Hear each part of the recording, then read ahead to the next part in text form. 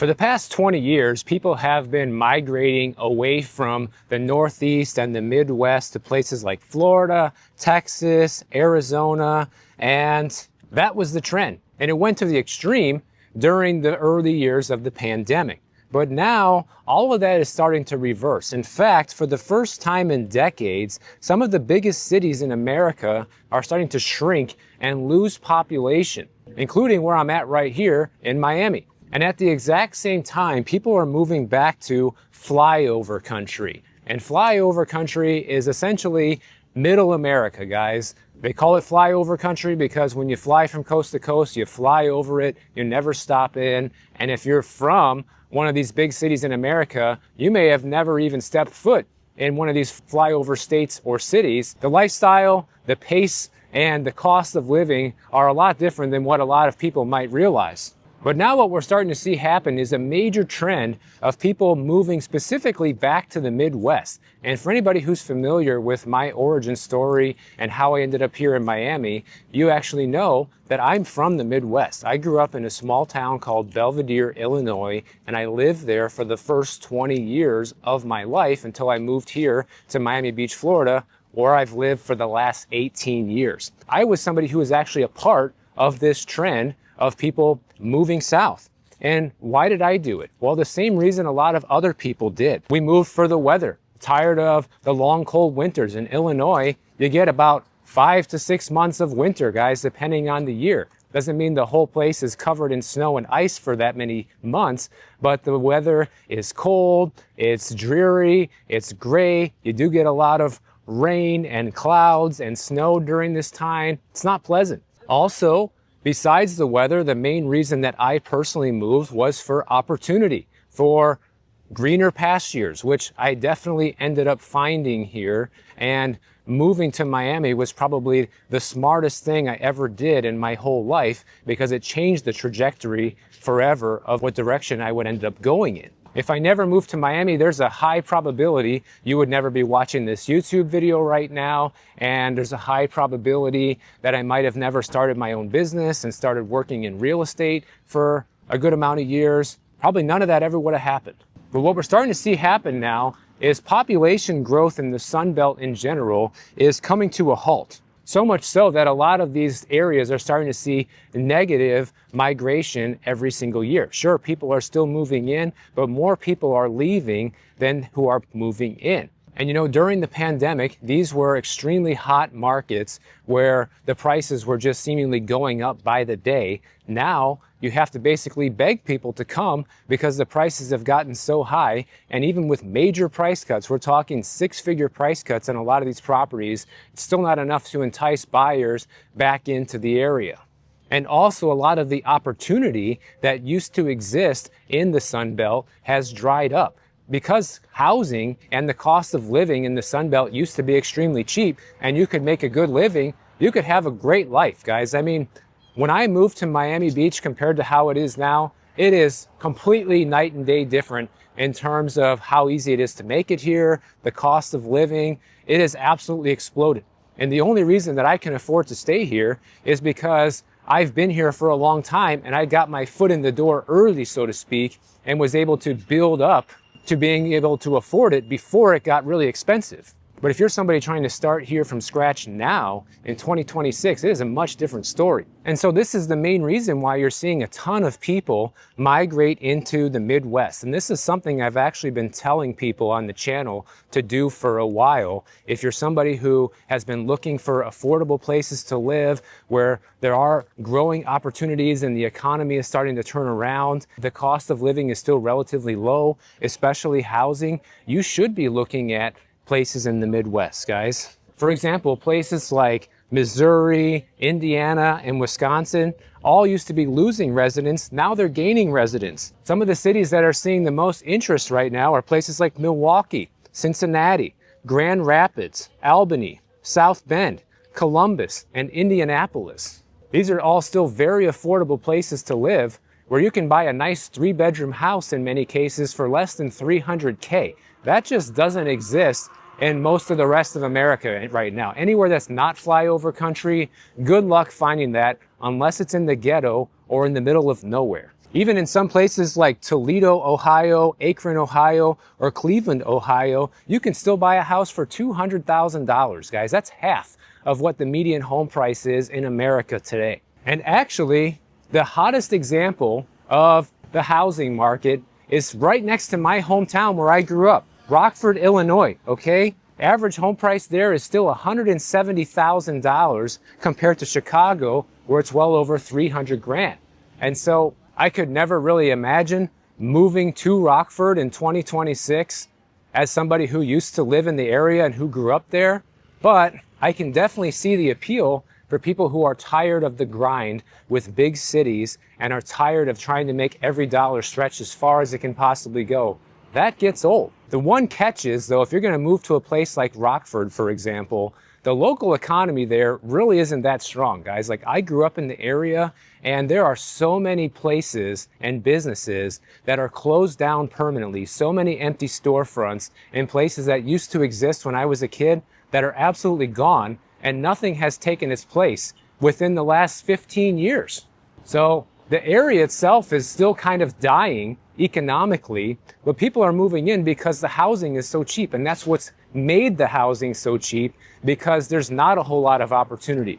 So if you want to make it in this area, you kind of only have two options. You have to be able to work a remote job that pays significantly higher than what most people in the area make in order to make it comfortable, or you have to commute into Chicago and work a job over there, which is going to be, at minimum 3 to 4 hours a day in your car doing that. And people do it. Me personally, I wouldn't want to move back to the Midwest just for affordable housing. I've done pretty well for myself here in Miami over the past decade or so. And, I'm still comfortable here. It is expensive here, but my wife and I have set up a pretty comfortable lifestyle for ourselves that doesn't break the bank, But it wasn't easy to do it. But the good news is, now that you have more people flocking to the Midwest due to affordability, a lot of those people moving in likely will create some new job opportunities and ways for people to make a solid living in the area, because a lot of people are entrepreneurs and start businesses and need employees and things like that. But if, for example, too many people move into the area who have remote work and remote incomes that are significantly higher than the locals, well, then the Midwest is going to be another victim of a much higher cost of living in the next few years, just like the Sun Belt was, guys. When it's too cheap to live somewhere and the demand is extremely high and you have a lot of these higher income folks moving in, it quickly prices the locals out. I've already heard this from my family who lives up there still. The cost of housing, even though it's relatively cheap compared to what it is in the rest of the country, is absolutely unaffordable nowadays for people who have lived in the area their whole lives and make a local income. So people are already starting to be squeezed who are from the area, just like what happened here in Florida, guys. We've seen a tremendous amount of people who are Florida natives who have left the state forever over the past 5 or 6 years because of how much the cost of living exploded here. And take a look at this. Talk about rising home prices. Rockford, like I said, Rockford, Illinois, is still the hottest housing market in the United States. And as of the most recent real estate data, home prices there rose another 10% year over year, guys. So when people from Rockford or my hometown watch my videos, probably think like, what is he talking about? Home prices coming down? We're seeing the exact opposite here. They're still skyrocketing. Yeah, okay, but if the average home price is 170 grand and it goes up 10% in 1 year, well, now it's 187 grand. That's still extremely affordable for most people who don't live there, right? But to the locals, that is unsustainable.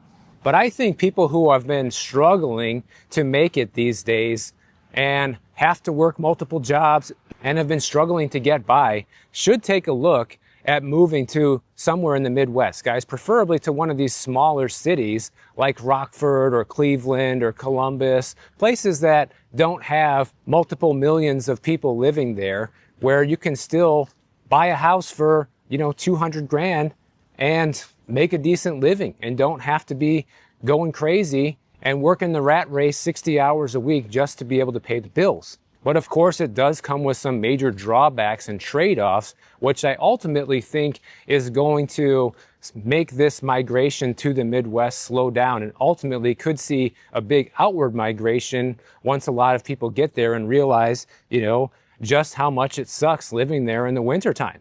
It's the same thing. People move here to Florida. They don't realize how hot and how long the summers actually are, and they get kind of blindsided by it. People came down here for a vacation once, for a week or 2 weeks and thought, oh, this is great, especially when they come in spring or winter time, but never came in September or August when you got a hurricane threat and it's 110 degrees with the heat index outside. Same thing's going to happen with people in the Midwest. People are going to move there for the lower cost of living, but then realize, I can't take this 6 months of winter and all this cold weather and all the gray skies all the time, especially if I'm moving here from Florida or Georgia, or I'm coming from the Arizona or California area. It's hard to adapt to that, guys. But for now, for a lot of people, the lower cost of living is worth that trade-off. It's going to be interesting to see if it's going to stay worth it in the long term for everybody who's been moving in. I just think it's interesting that depending on where you're from, you're very likely to move to the opposite situation, right? Like me being from the Midwest, growing up with all the harsh winters, I moved to Florida, never looked back, right? And then you have people that grew up here that are moving to the Midwest. They're moving to Ohio and Illinois and Wisconsin, Michigan, are like, yeah, I grew up in the heat. I grew up by the beach and all of this. I'm ready for a change. And having that lower cost of living isn't too bad either. But to back up what I'm saying here, take a look at this. Some of the largest metro areas in the United States are losing population. Places like Los Angeles, San Diego, and Miami, as well as New York City, declined for the first time in 3 years. Immigration to these areas is slowing down tremendously. And overall, the US population only grew by 0.5% last year, which is one of the slowest rates in modern history. But domestic migration is the real focal point here, okay? Many big cities are losing people to more affordable areas of the country. Half of the 50 largest metros lost more people domestically than they gained in the last year. And Los Angeles and Miami are some of the biggest examples of this. Los Angeles, they gained 38,500 people last year, but they lost 131,000. Miami lost 114,000.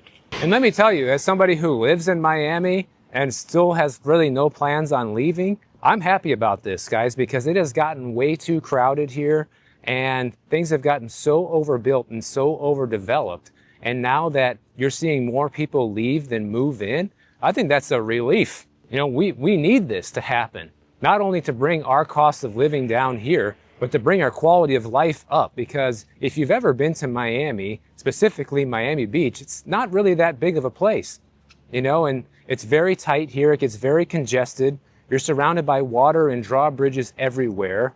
People don't know how to drive here, and it can be an absolute nightmare dealing with traffic. So having 114,000 fewer people on the road, to me, is a win. New York City, they've seen their population decline by 2% since 2020, and their immigration into New York City has been lower than the amount of people leaving for the past 6 years. And we're talking about basically New York City, Manhattan. The New York metro area itself is still slightly growing population-wise, but a lot of people have been leaving New York City. Now, for anybody who does want to find a more affordable place to live, I found a helpful little map and cost of living index that I have linked down below. You guys can check it out. It's 100% free, but you can see this map on the screen here.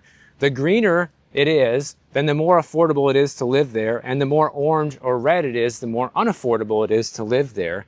And none of it's a surprise, right? Like basically anywhere on the West Coast is completely unaffordable. Florida is kind of in the middle, and then the Northeast also very unaffordable. But flyover country, like we talked about, in the middle of the country is largely still very affordable. And when you take a look at this list here of the top 25 most affordable states, they're places that people never think about moving to. Oklahoma's the first one on the list. Then you got Mississippi, West Virginia, Alabama, Kansas, Missouri. Those are the top 6. But as you can see, going down the list, Many of these places still have a cost of living index that is below 100, which is just kind of like the average, right? So the top 25 states in America are still cheaper to live in than the average cost of living for Americans. And the other positive thing is you don't actually have to move to the Midwest. Some of these places are still in Sunbelt areas like Louisiana and New Mexico. You have South Carolina here. If you don't want to be totally in the Midwest and you want somewhere in the middle, you got Kentucky pretty high up on the list, as well as Tennessee and Arkansas. Those places don't have anywhere near as severe of winters as the Midwest does, and you can kind of be somewhere in between. So go ahead and check that out at your leisure if you've been contemplating a more affordable place to live. But a lot of people are just saying, you know what, I'm skipping all of this and I'm just going to leave the US altogether. And I'm not going to talk too much about this, but I found a fascinating story talking about how about 10% of Americans right now are actively researching moving abroad, and about 60% have considered leaving at some point. Right now, to my surprise, the #1 destination that Americans are considering moving to is not where you think, guys. I was surprised by this too, but it's Canada. In fact, about 25% of people considering leaving the United States are considering Canada as their top pick due to its proximity, familiarity, and perceived stability. And I find this kind of surprising, not anything against Canada, but just because of how expensive it is to live there too. The main reason people are leaving the US is to escape the high cost of living, but if you know anything about Canada, their housing prices are way higher than what we have here in the United States. So anything else that ends up being cheaper is certainly going to be outweighed by their extremely high cost of housing there. So I'm not sure how Americans considering leaving the country are thinking they're going to save any money by moving to Canada. Any of their extra savings is going to be quickly eaten up by their cost of housing. But some of the other top destinations Americans are leaning towards are England, Japan, Ireland, Switzerland, as well as France, Costa Rica, Mexico, New Zealand, Thailand, Germany, Portugal. And the main reasons for looking at all these countries is a mix of things like a lot of them speak English, you have a very low cost of living in a lot of these places, and they say that the quality of life is higher. But this is a major shift in human movement in general, guys. Like in the past, people moved because of jobs or family or lifestyle upgrades, but now the main reason people are looking at moving is just to have an affordable place to live. And the interesting thing is, the more people that move to any given place because it's affordable, it quickly becomes unaffordable because so many people moved in. Portugal on this list is probably the #1 example of that. Used to be very affordable, still is if you're American, but not if you're Portuguese. My question is, once all of the affordable places have already been moved to, and the secret's out about everywhere, and those areas see a jump in cost of living because of all the people moving in, what's the next phase of all of this? Everything happens in reverse. The places that used to be expensive become affordable again. I don't know, but I think it's going to be interesting to watch over the next couple of decades to see how all this plays out. But if you are somebody who wants to move anywhere in the United States, don't forget that I have a free service available to everybody who watches my channel. If you need a buyer's agent or seller's agent, I can hook you up with somebody 100% free. All you got to do is use my link down in the description below, fill out a quick form, and somebody from my team will be in touch with you ASAP. And not only does it help you, but it helps the channel, and I appreciate it.